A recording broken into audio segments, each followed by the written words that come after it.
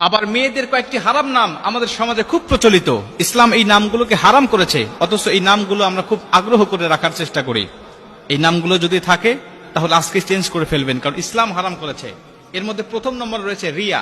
রিয়া মানে হলো লোক দেখানো। এই রিয়া যদি কোনো মানুষের ইবাদতের মধ্যে থাকে, ওটা ইবাদতই নষ্ট হয়ে যায়। রিয়া শব্দের আরেকটি অর্থ হলো অহংকার, অহনিকা।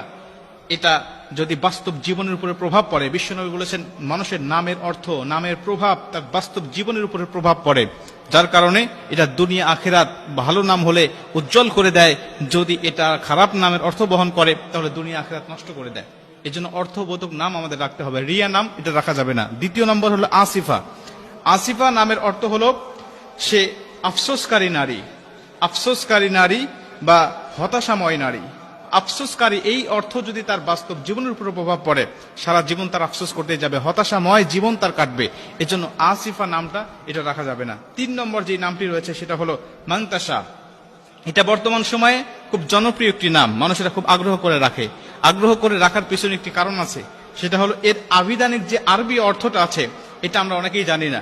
গুগলে সার্চ দিয়ে আমরা অর্থ খুঁজি, অর্থ দিয়ে মাংতাসার অর্থ খুঁজতে গেলে গুগল বলবে এর অর্থ হলো যে সে হলো গুরুত্বপূর্ণ বা মূল্যবান, এর অর্থ আসবে গুগলে। কিন্তু প্রকৃত আরবি অক্ষর আল্লাহ পাক সূরা আল ইমরানের মধ্যে বলে দিয়েছে অত ইজ্জু মাংতাসা অত জিল্লু মাংতাসা বিয়াদিকাল খাইর। এর আবিধানিক আরবি অর্থ হলো, এর অর্থ হলো যে তুমি যা ইচ্ছা তাই করো, তুমি যা ইচ্ছা তাই করো। আল্লাহ পাক বলেন আমি যাকে ইচ্ছা সম্মান দান করি, যাকে ইচ্ছা আমি আল্লাহ পাক বেইজ্জতি দান করি। এজন্য আল্লাহ পাক বলছে অত ইজ্জু মাংতাসা অত জিল্লু মাংতাসা। এই মাংতাসাটা আমরা এটাকে ব্যবহার করি খুব ভাবি যে আরবি কোরআনের মধ্যে আছে, নামটা কোরআনে থাকলেই যেটা ব্যবহার করতে হবে বিষয়টা এমন নয়। অর্থটা কোনটা হয় এটা আমাদের খেয়াল রাখতে হবে। 4 নম্বরে যে নামটি রাখতে আমাদের সমাজে দেখা যায় খুব, সেটা হলো মাসুমা। মাসুমা হলো চির নিষ্পাপ বা যার কোনো গুনাহ নেই, চির নিষ্পাপ। এটা কোনো মানুষ হতে পারে না নবীরা ছাড়া। একমাত্র চির নিষ্পাপ, যার কোনো গুনাহ নাই, একমাত্র নবীরা। মানুষের কম বেশি গুনাহ থাকবে। অতএব এই নামের অর্থের দিক বিবেচনা করে উলামা একরামগণ মুফাসসির মুহাদ্দিসগণ বলে যে এই নামটিও রাখা যাবে না।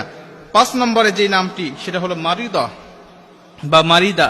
এই মারিদা শব্দের অর্থ হলো অসুস্থ, অসুস্থ, রোগা। সে সবসময় অসুস্থ হয়েই থাকে, এরকম একটা অর্থ বহন করে।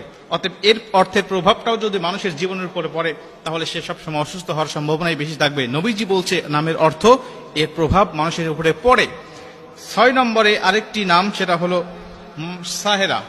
সাহেরা এই নামটিও অনেকের দেখা যায়।